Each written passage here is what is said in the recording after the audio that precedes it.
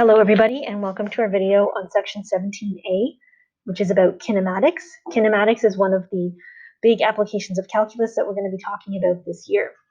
Now, if you've taken physics before, some of this will be reviewed to you, but if you haven't, I will try to walk you through as best I can. So kinematics involves motion problems of displacement, velocity, and acceleration.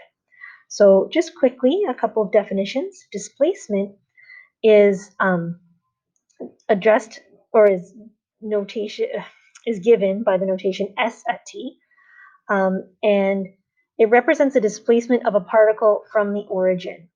Okay, it's a vector quantity. Its magnitude is the distance from the origin, and its sign indicates the direction from the origin.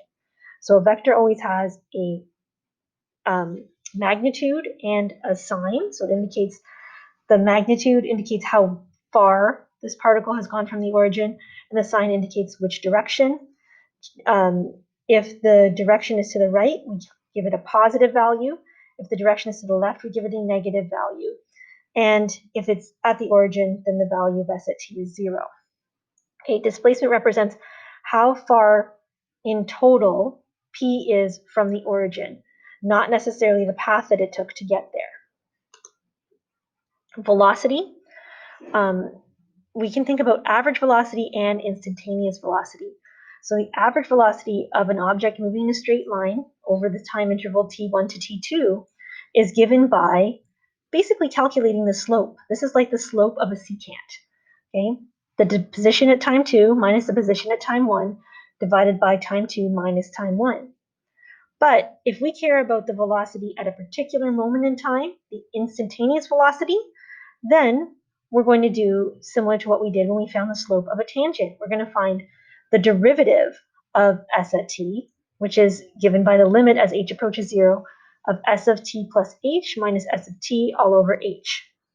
So in other words, average velocity is similar to a secant line. It gives us an idea of the velocity over a time period, but not the specific velocity at any particular time period. Whereas instantaneous velocity tells us the velocity at a particular moment in time, which is equivalent to finding the slope of the tangent at a particular point. Finally, we have acceleration, and acceleration is the rate of change of velocity.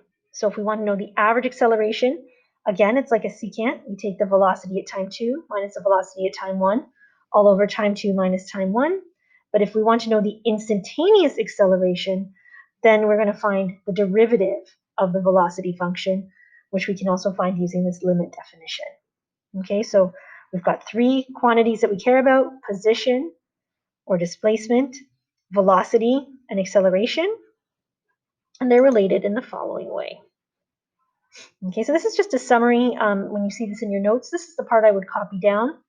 And it's just telling us that like displacement, velocity is a vector, and so is acceleration. So it's important that we have a sign and a magnitude, or a direction and a magnitude.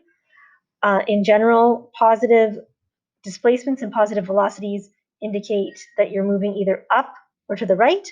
Negative displacements and negative velocities indicate that you're moving to the left or down.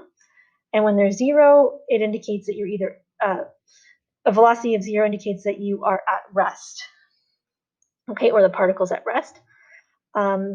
Acceleration sign's a little bit different because it's a rate of change of a rate of change. In other words, it's the second derivative of the position function. When it's positive, the velocity is increasing. When it's negative, the velocity is decreasing. And when a at t equals 0, the velocity is constant. Okay, so just to know that we can change from displacement to velocity to acceleration by differentiating. Okay, and we can use sign diagrams to help us figure out where a particle is located, the direction of motion, and when a change of direction occurs, and when a particle's velocity is increasing or decreasing. Okay, the last thing to know is this chart in your textbook on page 418 kind of gives you an idea of when each of these values is equal to 0. Okay, we'll come back in our next video with an example. Thank you.